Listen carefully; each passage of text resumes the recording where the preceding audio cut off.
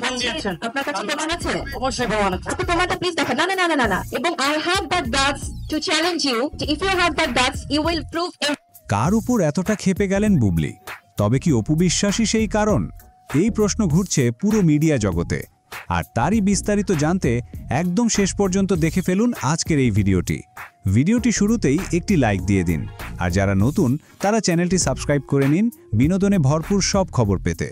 সম্প্রতি গুঞ্জন উঠেছে শাকিব খান আবার একসাথে কাজ করছেন অপু বিশ্বাস ও টলিউড তারকা মধুমিতা সরকারের সঙ্গে।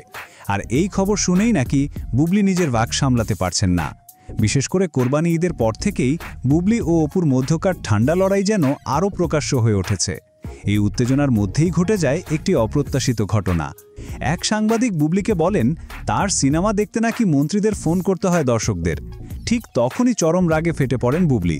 তিনি সোজা সাংবাদিককে বলেন, আপনি কি এটা প্রমাণ করতে পারবেন? সাংবাদিকও পাল্টা বলেন, অবশ্যই পারব।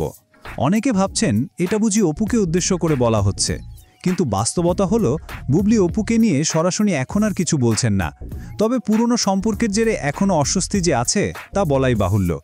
এদিকে বুবলির কাছে যখন জানতে চাওয়া হয় শাকিব অপুর আবার একসাথে সিনেমা করার বিষয়ে তার মতামত কি, তখন তিনি বলেন, তারা আগেও তো অনেক সিনেমা করেছে, নতুন করে করলে সমস্যা কোথায়? আমি চাই ইন্ডাস্ট্রি আরও এগিয়ে যাক। তো দর্শক বন্ধুরা, আপনি কি ভাবছেন? বুবলির এই রাগটা কি মিডিয়ার প্রতি, নাকি পুরনো সম্পর্কের রেশ এখনও কাটেনি? কমেন্টে জানিয়ে ফেলুন এখনই। আর এমন সব গরম গসিপ পেতে চ্যানেলটি সাবস্ক্রাইব করে পাশে থাকা বেল আইকনটা বাজিয়ে দিন।